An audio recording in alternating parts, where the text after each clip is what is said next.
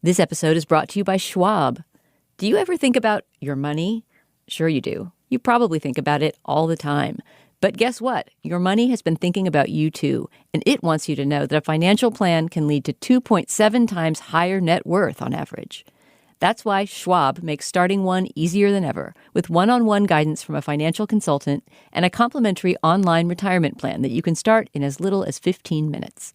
Plus, track your progress with free digital planning tools. So what are you waiting for? Visit schwab.com/plan today to learn more. This podcast is brought to you by Progressive Insurance. What if comparing car insurance rates was as easy as putting on your favorite podcast? With Progressive, it is. Just visit the Progressive website to get a quote of any kind of coverage you might want. You'll see Progressive's direct rate, then their tool will provide options from other companies so you can compare. All you need to do is choose the rate and coverage you like. Quote today at Progressive.com to join the over 29 million drivers who trust Progressive. Progressive Casualty Insurance Company and Affiliates. Comparison rates not available in all states or situations. Prices vary based on how you buy.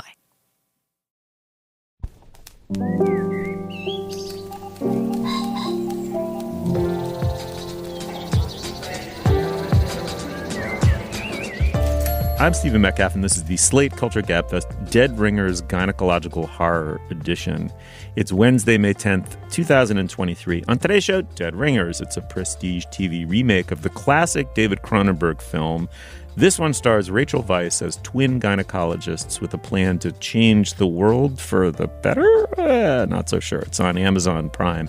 And then the writers are on strike in Hollywood, and that means Hollywood has gone dark. It certainly affects our show, or will eventually. We are going to discuss the current state of the labor impasse with Anusha Sakui of the LA Times.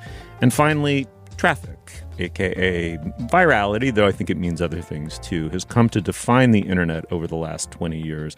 We discuss that and a new book about that with Slate's own Dan Kois. Joining me is Julia Turner of the LA Times. Hey, Julia, how's it going? Hello, hello. And of course, Dana Stevens, the film critic for Slate.com. Hey, Dana. Greetings. Let's make a show, shall we? Mm-hmm. Okay, well, the TV show Dead Ringers, it's on Amazon Prime. It's prestige TV. It stars Rachel Weisz as identical twin gynecologists, Beverly and Elliot. They live together, they work together, they eat together, and let's just say their romantic lives are very entangled. They look identical, but they are sides of a coin in a way. One's introverted, shy, principled. One is funny, nasty, nihilistic, and together they've sought out private equity money to make their dream come true, which is to, as they say, change the way women birth forever. But is that really it? The show is based, of course, on the classic David Cronenberg movie. This version comes from showrunner Alice Birch, she of Succession and Normal People, an English playwright, I believe. In the clip we're about to hear, Rachel Weisz is acting opposite herself. She's Beverly and Elliot, and they're debating the ethics of using medical science to cook up designer babies. Let's have a listen. You want a boy and not a girl? Fine. Why shouldn't you? It's not fried food, Elliot. You want to have your baby on a Wednesday. You want it to have blue eyes. You want it to be incapable of catching a fucking cold ever. You want to have twins, triplets, quads. You want to stop the menopause. You want men to lactate.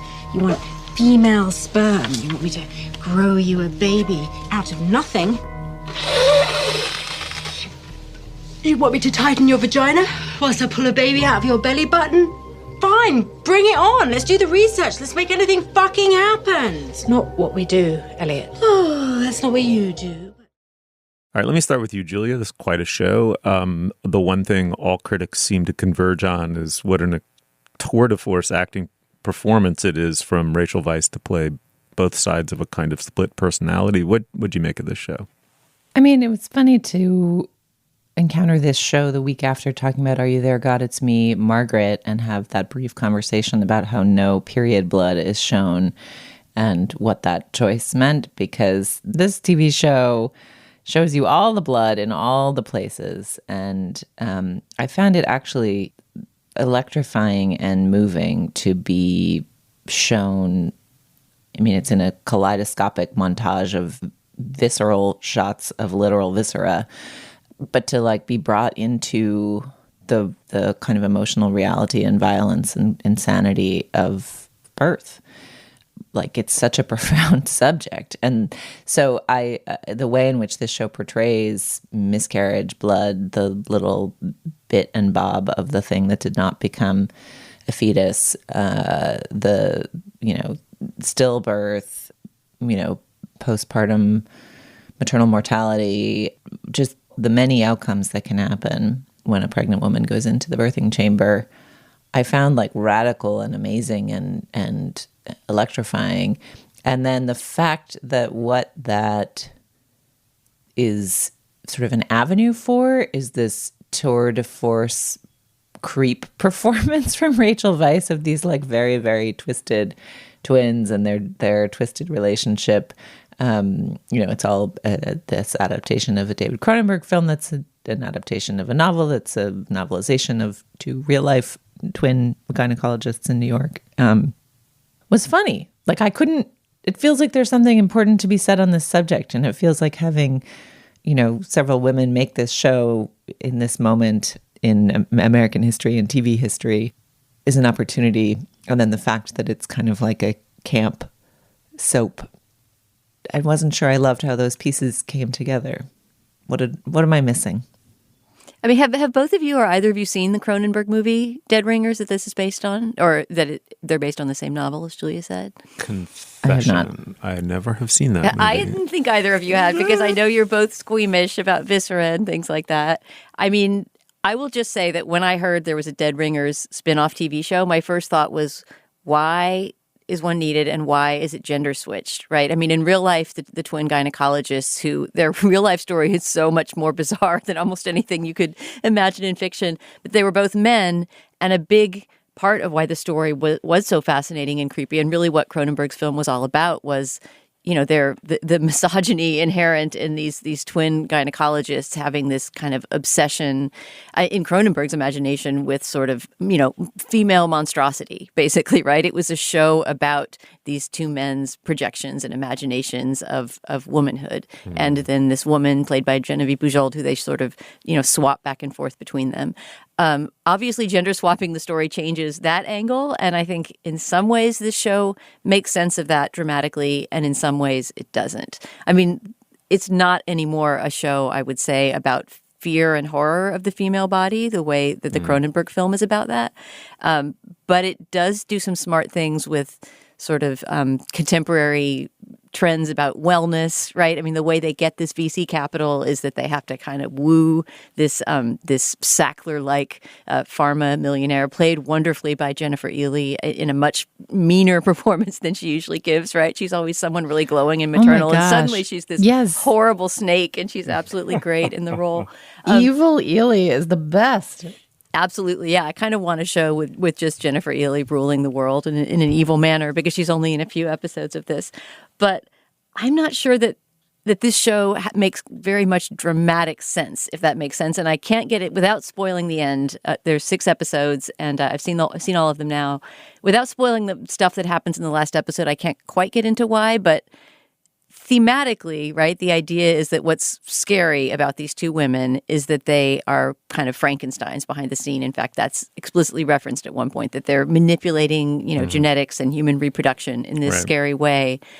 But I feel like in some ways the gender swapping takes away from the deeper meaning of that, because it's no longer a critique of patriarchy. This reminds me a little bit of, and sorry if this seems very off topic, but the recent Broadway production of Company, the Stephen Sondheim musical, that was also gender swapped, that Bobby, the hero, who usually is this sort of, this guy who goes through women, and can't form a solid bond in any relationship, is suddenly played by a woman.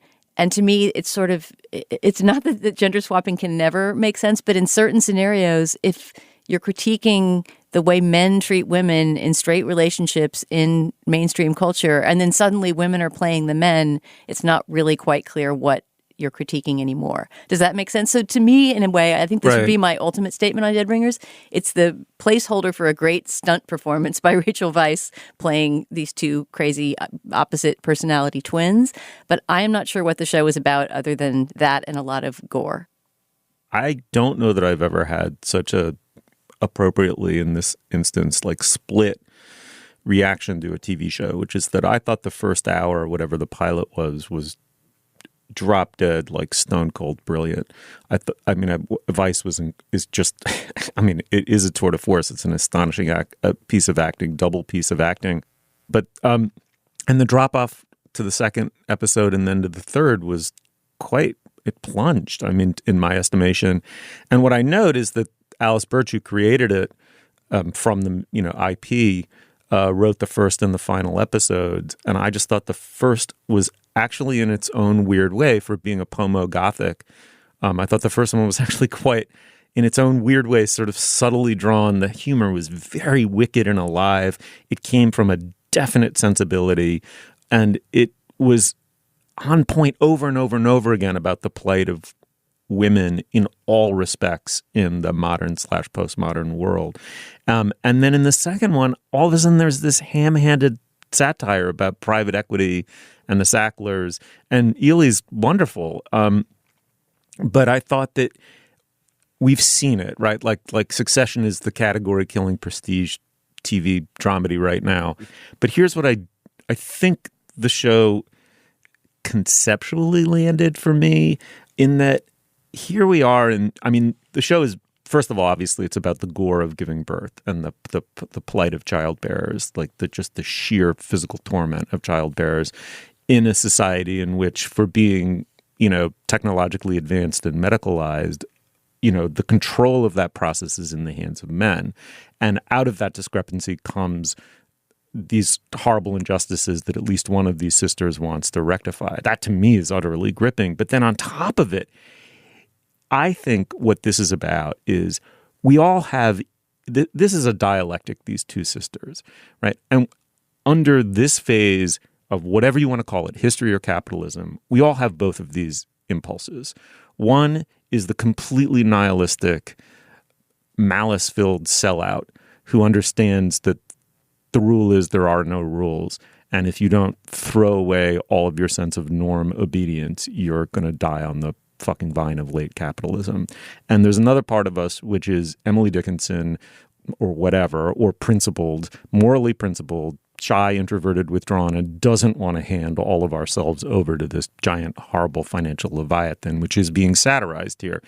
And what I think the show is saying is that, well, here's your dilemma. Let's say you want to make a kind of Faustian bargain, which the show is about. They decide to shake hands with this Sackler heiress and try to rescue the good from the expedient in some sense. What inevitably happens is it's so evil that as soon as it has your grasp, you can only interface with it using that one side of yourself, right? There is no way to sort of withdraw the good from it in some sense. And it's about a world that's sort of dialectically completely out of balance in some sense between these two extremes. So as a kind of allegory, weirdly, I thought it worked, but it only worked as a precise satire of that condition in that first episode and to a degree in the last. In between, I just thought the writing was too blunt and clumsy and familiar. We've done it many, many times. Yeah, Steve, wait till you get to, or maybe you've already seen it, the episode with Michael McKean in it about the Southern family, right? There's some moments of visual analogy, visual metaphor in that episode that are just so painfully obvious that it just, this is a very up and down show. I mean, for being only 6 episodes long, it feels long and padded to me. And the episodes are a full 60 minutes, some of them over 60 minutes. So it is a serious commitment. I mean, honestly, I would say take your dead ringers at 1/3 the time and just watch the Cronenberg movie. It's one of his best movies. Except for her performance, right, Julia? Yeah. I mean, the thing that's actually insane about it is you're never confused. Did you guys find this? Like, it's in the very first episode, I was a few times because they do some twin switching moments. But yeah, once you figure out what the tics of each twin are, she differentiates them physically incredibly well. I mean, when I say stunt performance, I'm not talking down the performance. I'm just saying it's sort of all the show's got going for it. I just think the way that she embodies the different physicality and vibe of the two people, you really, yes, it's like, oh, does she have her hair pinned back? But it doesn't feel like it is the costuming choice that is helping you understand which twin is speaking. And even when the twins are impersonating the twins, it's like it felt so clear. I mean, honestly, even just as a canvas for her to do this, it seems worth it. And to me, honestly, just the pilot, I don't know, I cried. It is so interesting how even as we make culture about all kinds of things and people love to shock and push boundaries and push taboos, you don't actually see babies crowning or women's, torsos slit open. I mean, I guess maybe you see them if you watch old David Cronenberg movies, but it's unusual to be confronted with the physicality of birth. And I found myself, glad that this show had done that, and also then a little bit confused about why this was the story I was choosing to tell with that material. Okay, well, what a perfectly apt show to be divided about both internally and in dialogue with others. That means we'd love to hear from you. There are 6 of us in the room right now arguing about the movie. Oh, yes. I love it. So send your multiple selves to the microprocessor. Shoot us an email. We'd love to know what you think. This one's a wild one. Check it out. It's Dead Ringers on Amazon Prime. All right, moving on. Reboot your credit card with Apple Card, the credit card created by Apple. It gives you unlimited daily cash back that you can now choose to grow in a high-yield savings account at 4.15% annual percentage yield. That's more than 10 times higher than the national average savings rate. Apply for Apple Card now in the Wallet app on iPhone and start growing your daily cash with savings today. Apple Card subject to credit approval. Savings is available to Apple Card owners subject to eligibility requirements. Savings accounts provided by Goldman Sachs Bank, USA, member FDIC. National average savings rate is from FDIC website. Terms apply. All right, Dana, let's hear from another sponsor. Let's keep the lights on here. What do we got? Steve, this episode is brought to you by Charles Schwab. Schwab's passion for serving clients is more than standard practice. It's part of who they are. With transparent pricing, 24/7 live support, and a satisfaction guarantee, the people at Schwab go the extra mile to help you on your investing journey. They're not just financial people, they're people too. Learn more at schwab.com/whyschwab. All right, before we go any further, this is typically where we discuss business. Dana, what do we have? Steve, we have just one item of business this week. That is to tell listeners about today's Slate Plus segment. This week, we're talking about coffee and wine. Wine and coffee, the 2 liquids that regulate our days if we are me. And there have been a couple of news stories, one in Slate, one in Esquire, about whether these liquids, these beverages are bad for you in moderation, how much we should be drinking, new scientific research about intake of coffee and wine. So we're going to talk just from a personal angle about our own relationship to those substances and whether we plan to curtail our consumption of them based on what we've been reading. If you're a Slate Plus member, you'll hear that at the end of this show. And if you're not a Slate Plus member, you can, of course, sign up at slate.com/cultureplus. In exchange for your membership, you get ad-free podcasts, you get bonus content like the segment I just described, which many other shows boast as well, and you get unlimited access to all of the writing on slate.com. You will never hit a paywall when you belong to Slate Plus, and you'll also be supporting our work and the work of our wonderful colleagues. These memberships are what keeps Slate going, so please sign up today at slate.com/cultureplus. Once again, that's slate.com/cultureplus. Okay, Steve, back to the show. All right. It bears periodically reminding ourselves that before anything can happen in Hollywood, a writer somewhere has to write. And before writers in Hollywood write, also bears reminding ourselves their union has to have a collectively bargained agreement in place. The contract for the Writers Guild of America expired last week without a new one being in place. And so last week, the Guild went on strike to help us better understand why, what's at stake here, and what may happen to the content industry as a consequence. We're joined by Anusha Sakui of the LA Times. Anusha, welcome to the podcast. Thanks for coming on. Thank you for having me. I note that it's been about 15 years, correct, since the last strike. So that's right. Presumably the terms under contest here are going to be very different. Can you just give us a sense of what those are, what the sticking points here are, and why they are proving, at least in the early stages, to seem totally intractable? So this strike that is ongoing now does have its roots in that last strike in 2007, 2008, in that that was the first time the Writers Guild was able to get jurisdiction over the internet, where they were able to get paid for their work appearing on the internet. At that time, it was just the beginning of iTunes, and, you know, Netflix was still doing DVDs by mail. It wasn't the streaming world that we know now. Every 3 years, they do renegotiate the contract, but there hasn't been, you know, the guilds argue that, you know, a sort of solid negotiation since before the pandemic, because in 2020, the last time, the pandemic meant that they couldn't really negotiate to full force. There was no production to shut down or threaten to shut down if they wanted to go on strike. So it's been about 6 years since many of these terms have been renegotiated, and they ultimately feel that, you know, in the last years, 6 years, 15 years, the streaming world has completely upended not only the way they get paid, but the way they work. And that is not just in terms of, say, one major issue is, say, residuals, which are the royalties that effectively they get paid every time their TV or film is re-shown, which they argue is much less than in the days of yore when it was broadcast networks. And also the way that they work, they argue that, you know, much fewer of them are being hired, and being hired for shorter periods of time. That's the crux of the argument.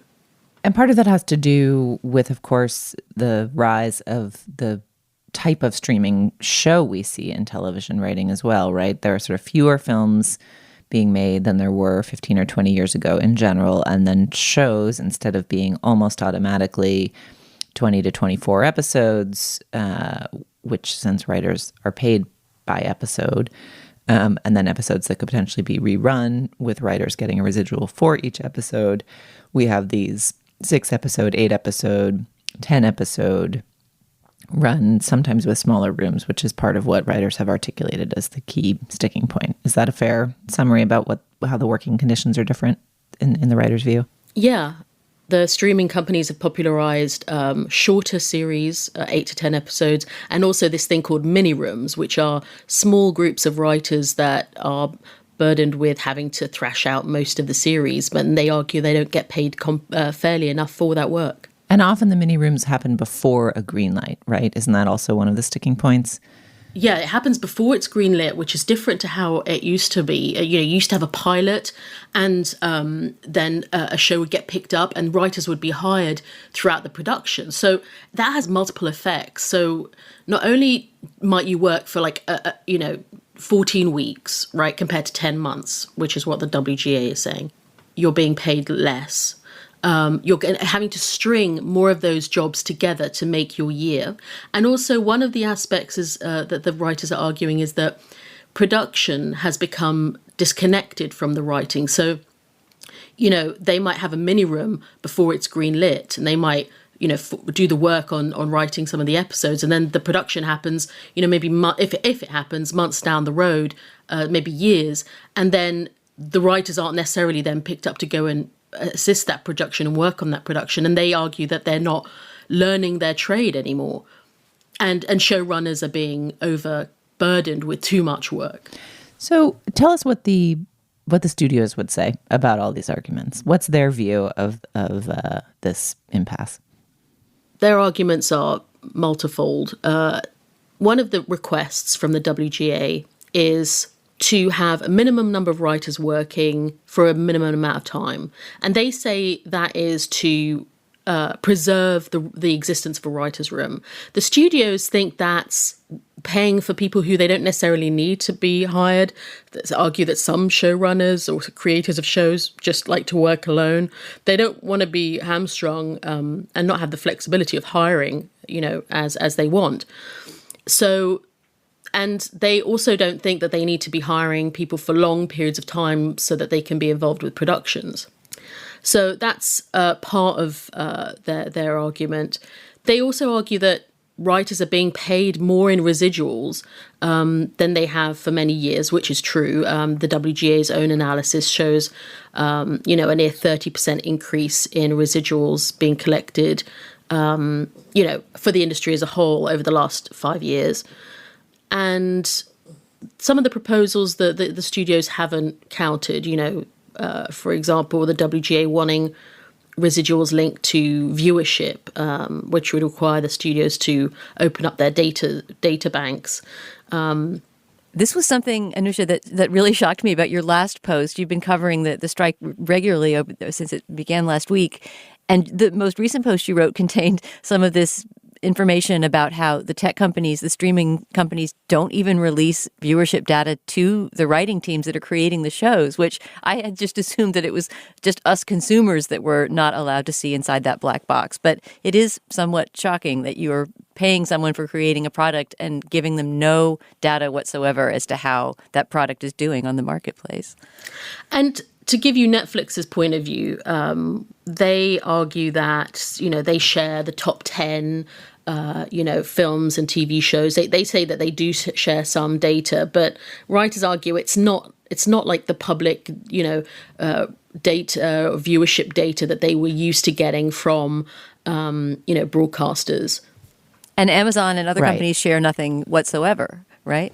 Right. I mean, it sort of depends who you speak to. Some people seem to get maybe some numbers. It seems to be a bit ad hoc.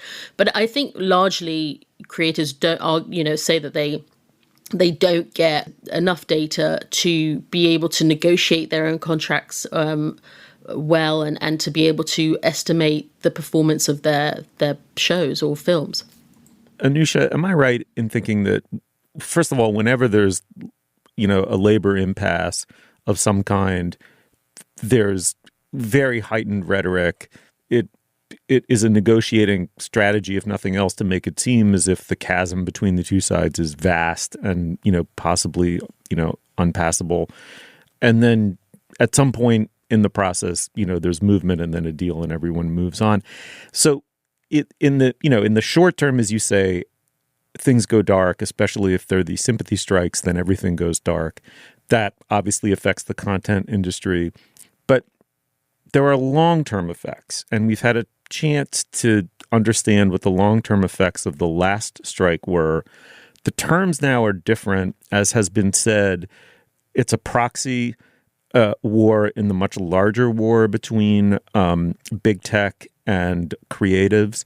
Do you have any predictions about what kind of a watershed we may look back on this as having been? Big question. I know. I'm so sorry. Big question. I think that, everything you said there is fair. I mean, there is a huge amount of posturing, and the what's at risk for writers is they argue losing their livelihoods, and they will have to weigh up, the length of the strike, their financial pain, being potentially, losing their livelihood permanently if studios cut deals with them, or maybe they can no longer afford to live in LA, which, happened last time in 2007-8. That happened to a lot of writers.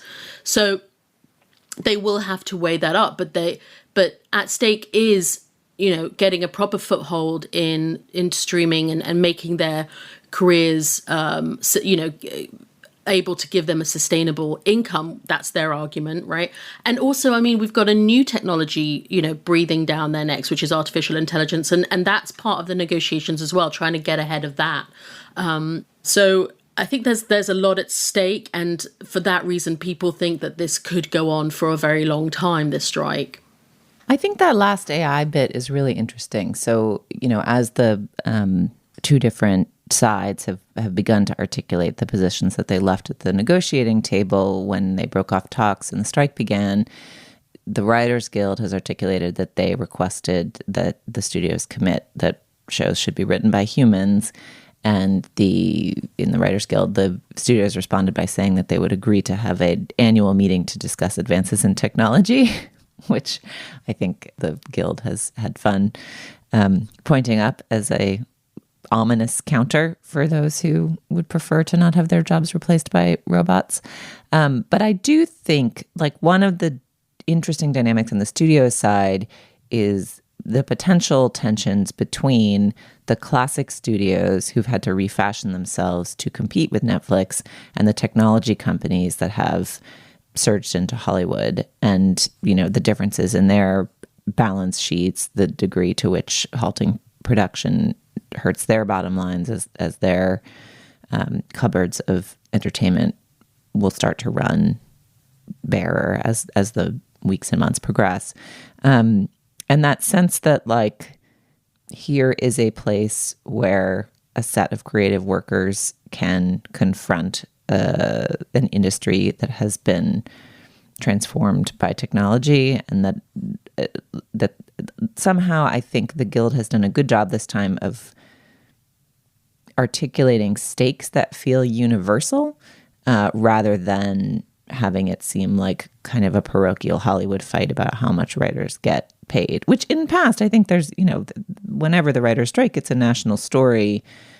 But I think sometimes there's also a sense of like, well, Hollywood screenwriters, they're fairly well paid anyway. They're out there complaining. They're doing their thing.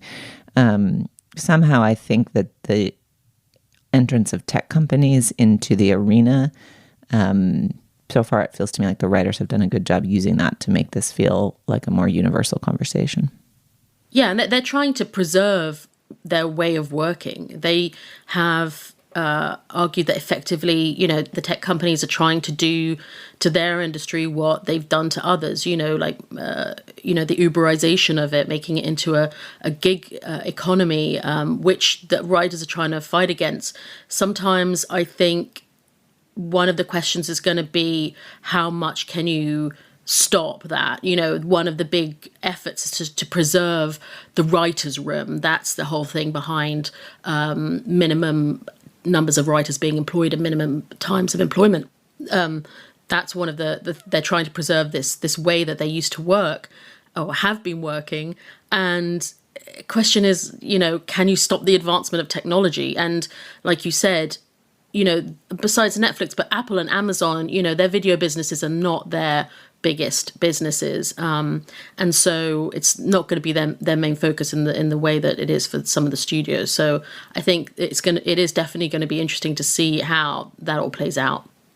All right. Well, Anusha, hopefully it will get resolved and we don't have to have you back on to explain why it's dragged on and how catastrophic it's become. But in such an eventuality, I really hope you come back on the show to discuss with us some more. This was a great segment. Thank you so much for coming on. Thank you for having me. All right, before we go any further, we would like to hear from a sponsor. Dana, what do you have? Stephen, this episode is brought to you by SAP. Welcome to the window of opportunity, when your next move can either make your business famous or obsolete. So you need to be ready. Be handling good surprises and bad ones ready. Be opening a Portland, Houston, and Providence location on the same day ready. Be stock options plus paid family leave ready.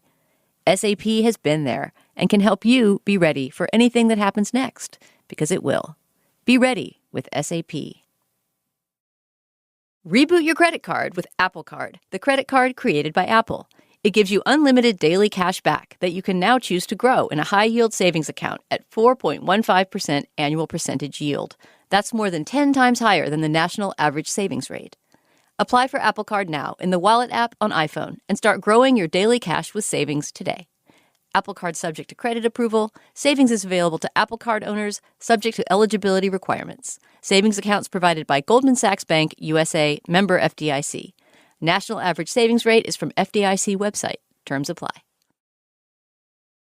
All right, well, we're joined by Slate's own Dan Kois, writer and, of course, novelist, author of vintage. I mean, writers are novelists. I understand that. But what I meant to say is cultural journalist and novelist. Dan Kois is the author of Vintage Contemporaries. Dan, welcome back to the show. Thanks for having me. All right, well, Dan, it's not the most common thing in the world to interview the author of a book review as opposed to the author of the book under review. But I think in this instance, we made the appropriate call because your review of a book called Traffic, Genius, Rivalry, and Delusion in the Billion-Dollar Race to Go Viral. It's by the media journalist Ben Smith, formerly of the New York Times. Your review is a kind of model of the form. You actually have incredibly apposite life experiences, including being one of the founders of Vulture and having gone viral yourself at least once, that you bring to bear on the piece. So in itself, it's a wonderful, wonderful piece of journalism. Why don't you start about the experience of going viral? What is it like to have something you tweeted or did or said suddenly become that day's viral focus on Twitter, et cetera. It's a very out-of-body experience, and the thing that I find most striking about it is that while it's happening to you, you have this sense that in a completely different plane, there's this bustle of activity surrounding you and your online persona that is growing and growing and growing and growing, and it's completely out of your hands. But at the same time, it both has to do with you and is completely independent of you. It could cost you your job, or it could get you a new and better job or a promotion, or it could make you a laughingstock. Meanwhile, you're, dropping your kids off at school or riding your bike to work, or more often clicking refresh on Twitter or on your company's traffic counter, watching the numbers creep up and up and sort of feeling everything get a little bit out of control. It's just a very unnerving and I think contemporary experience because it makes really evident the split between our online selves and our physical selves, and the way that sometimes that split can be overcome in moments of online extremis. Mm-hmm. And Traffic, the book, is so much about searching for that experience as a business proposition. And it's the experience for a human is so deranged that in some ways it makes it clear how odd a notion trying to make money, consistent money, real money off that phenomenon truly was. Talk us through what the book is about, in the sense that Smith's thesis about all of this has been made quite vivid by telling two importantly related stories that are also importantly different, those of Denton and Peretti. Who are they? Right. So he's focusing in this book. He's basically trying to write a history of the last 20 years of the internet as seen through who he views as the two most important entrepreneurs of that particular era. And one of them is Nick Denton, who ran Gawker Media. The other is Jonah Peretti, who was one of the founders of the Huffington Post, but later, was a founder of BuzzFeed, a place where it's worth noting Ben Smith, in addition to writing for the New York Times, as you said, was the head of BuzzFeed News for many years and worked alongside with Peretti, and in fact becomes a character in the Peretti part of this drama. Smith's argument is that the two of them had opposite views of what traffic is and how you can control it. Nick Denton of Gawker viewed traffic as the natural reward for a good product, for good content. And his idea of good content often revolved around the exposing of secrets. He famously referred to Gawker as, a website that publishes the stuff that journalists are talking about, but that they're afraid to publish. And he viewed traffic as a reward for that kind of good work. Now, you can agree or disagree over whether what Gawker published was good work. I tend to think mostly it was. Then also sometimes they published Brett Favre's dick on their sister site Deadspin. Peretti, conversely, viewed traffic as a kind of malleable substance that he could figure out and control.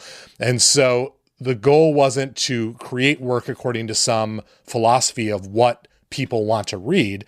It was to create work according to a very carefully engineered set of specs that he believed would draw traffic in like moth to a flame. Did that work for you as a lens?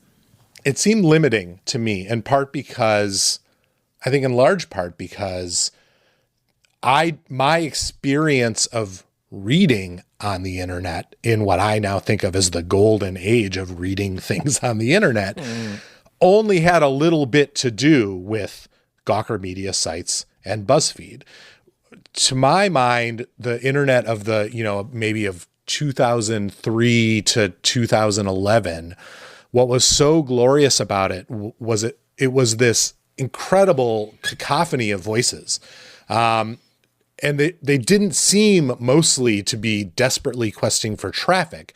They seemed mostly to be trying to express themselves, to try to express the things that they'd been wanting to put into the world forever, and then to argue with one another, on blogs, eventually on social media. But it was that an incredible range of voices. And, in the piece, I go through sort of a running list of the 6 different great websites of that era that Ben Smith doesn't even really mention in this book.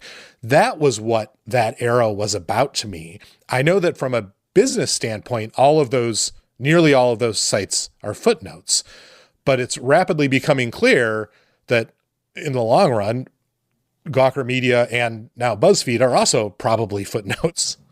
Yeah, Dan, I think that is my favorite part of your discussion of this book is that entire paragraph of this just name after name of these mostly long gone sites that proliferated in that era, places like the All and the Toast that really fostered unusual voices who may now be big guns in media, some of them, but they're big guns under much more corporate culture kind of sites. And I was wondering, as somebody who is one of the co-creators of Vulture and one of the first culture bloggers to work to that kind of schedule, which you talk about a bit in the piece, that you just, had to post and post and post all day long. What you think the office culture of that era has left us with? I mean, what it was like to be a media worker at that time. I just remember at the time and at the beginning of that era, I was, keeping my own personal blog that eventually turned into me having a career in journalism.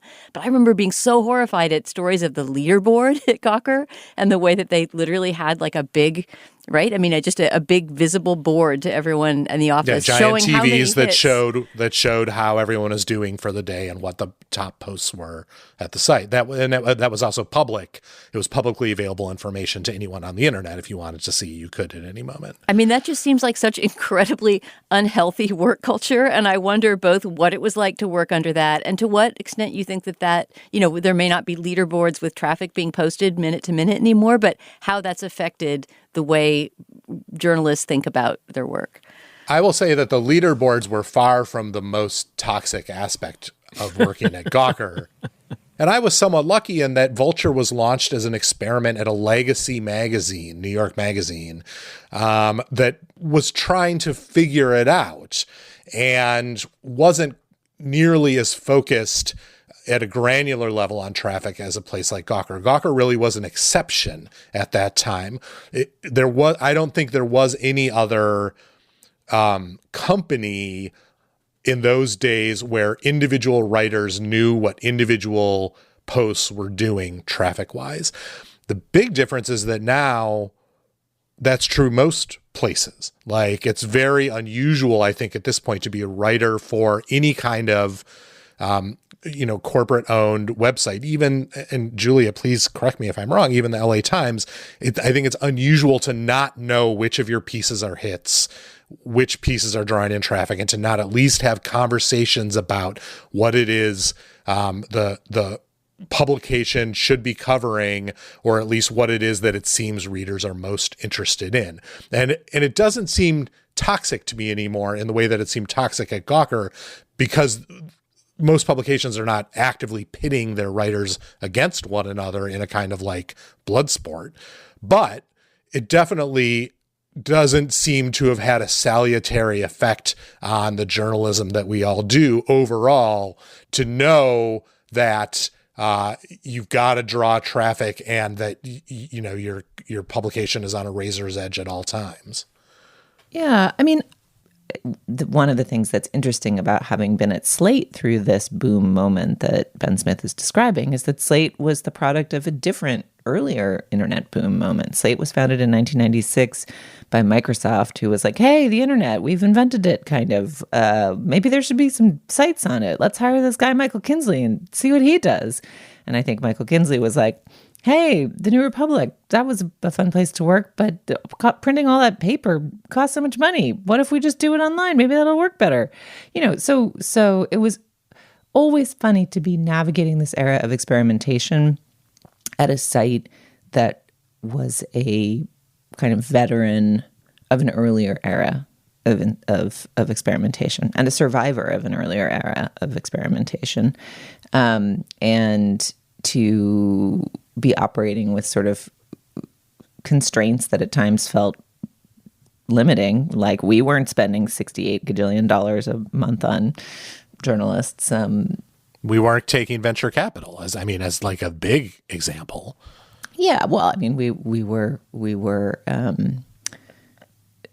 we were just more measured in our approach to like what kind of business can you build and how much should you invest and how do you grow and how do you compete with these companies that seem to be growing so fast. And it's, here Slate is a veteran of another era.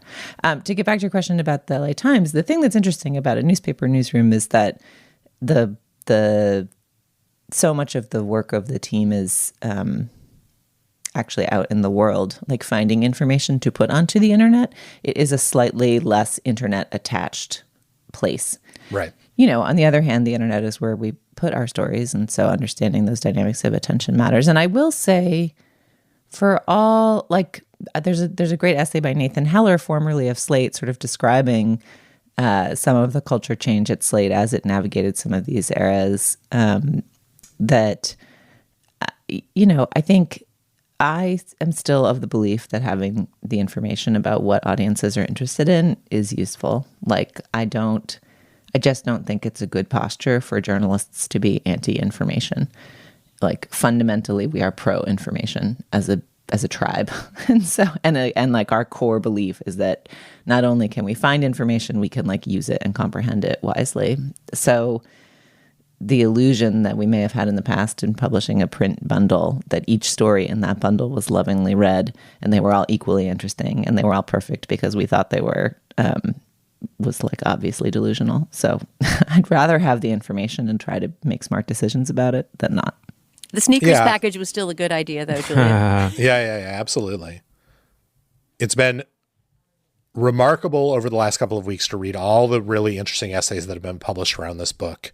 I think taken as a whole, they are likely more interesting about that era than the book itself is, including Nathan's, including Max Reed and his newsletter, and just including a million people have weighed in. I liked John Herman's too. John Herman's, and Max Reed also reviewed it for the Washington Post, and Rusty Foster and Today in Tech. Like the constellation of pieces around this book remind me in a heartening way of the constellation of writing that evolves around any interesting cultural product, which seems like a great artifact of this era of the birth of blogs. So that has been, I think, my favorite part about the publication of this book. Yeah, here. Beautifully said, Dan. It's always a pleasure to have you on, Dan Kois. His piece is a dishy new history of online media, leaves out half the equation.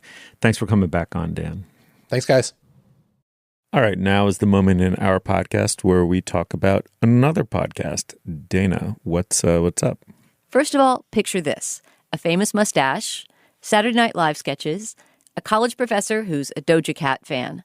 What do these three things have in common? They are all part of the wild world of Jeopardy!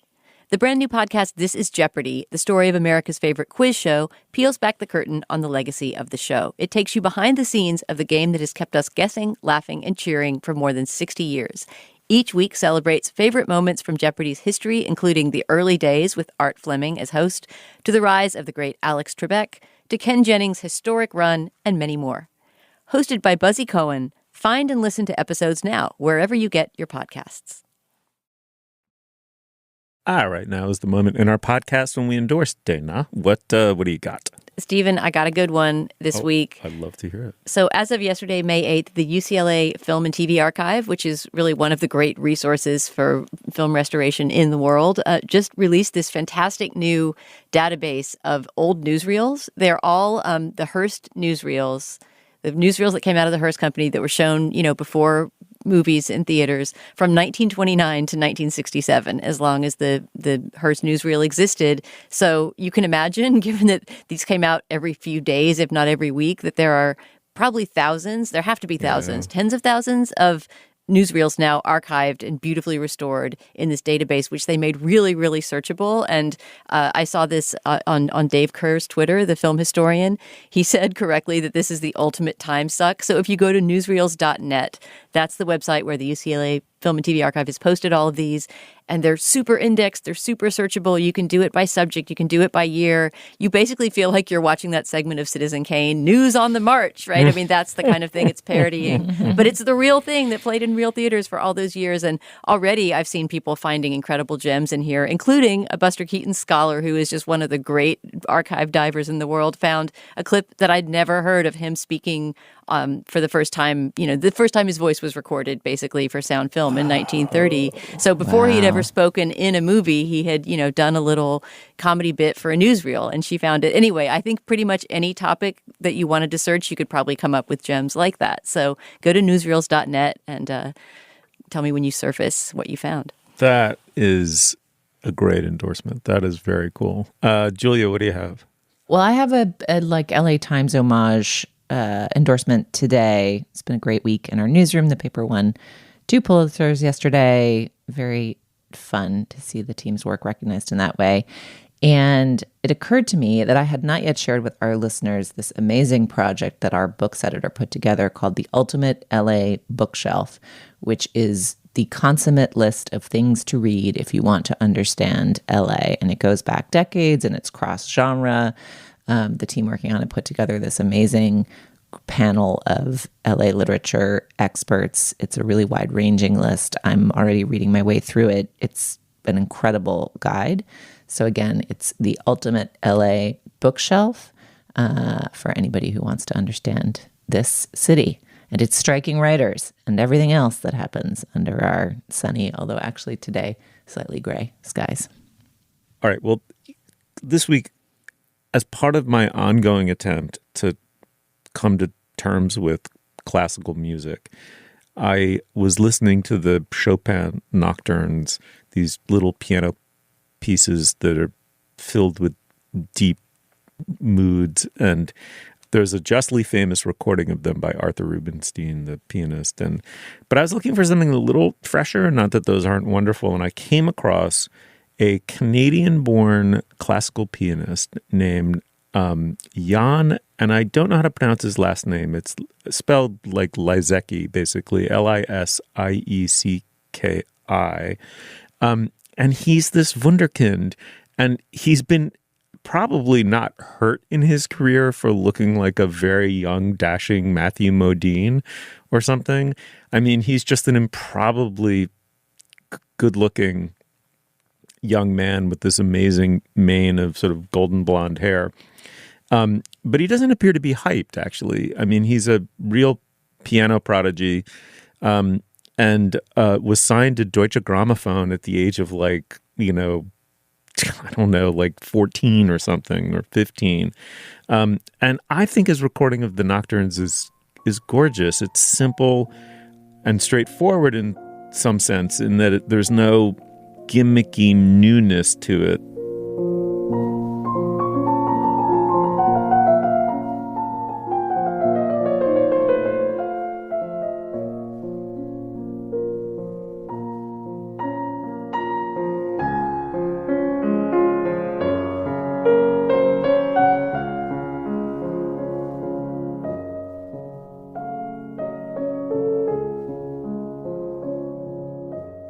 But I also don't know classical music well enough to say, is he like a super cold technician who just happens to have, mastered the piano at a, sort of preternaturally early age, or is he at moments too moody and too brooding and sort of indulgently so? They sound like wonderful interpretations to me. I'd love it if people who know classical piano, and maybe these pieces in particular and the history of their recordings, could email in and say, oh, no, this is a find. But as of now, I think they're insanely beautiful. They're on, as I said, Deutsche Grammophon, complete Nocturnes. And we'll put a link to that recording on our show page.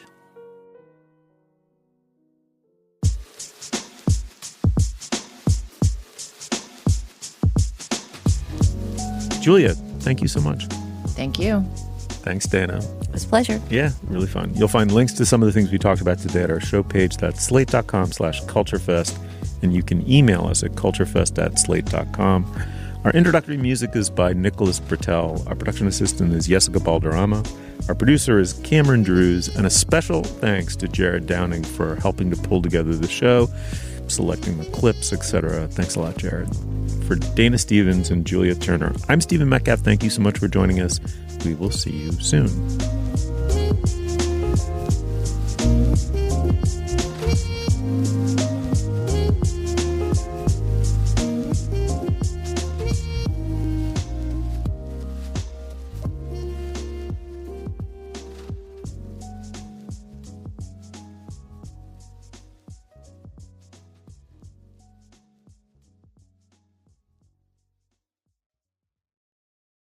Exploring ways to future-proof your business? SAP can help. As the market leader in enterprise application software, SAP is helping companies of all sizes run better. They are redefining ERP and creating networks of intelligent enterprises that provide transparency and resilience across supply chains. Ready to learn more? Tune in to SAP Sapphire Virtual, their premier online event, May 16th through 17th. Their 2-day live show offers insights into SAP solutions through the lens of customers, partners, and thought leaders from around the globe. Take advantage of opportunities to brainstorm ideas, ask questions, and network with peers online. Learn how to future-proof your business and stay ahead of tomorrow today. Registration is free. Visit sap.com/slate. That's sap.com/slate. Hey everybody, it's Tim Heidecker. You know me, Tim and Eric, Bridesmaids, and Fantastic Four. I'd like to personally invite you to listen to Office Hours Live with me and my co-hosts, DJ Doug Pound. Hello. And Vic Berger. Howdy. Every week we bring you laughs, fun, games, and lots of other surprises. It's live. We take your Zoom calls. Music. We love having fun. Excuse me? Songs. Vic said something. Music. Songs. Music. I like having fun. I like to laugh. I like to meet people who can make me laugh. Please subscribe now.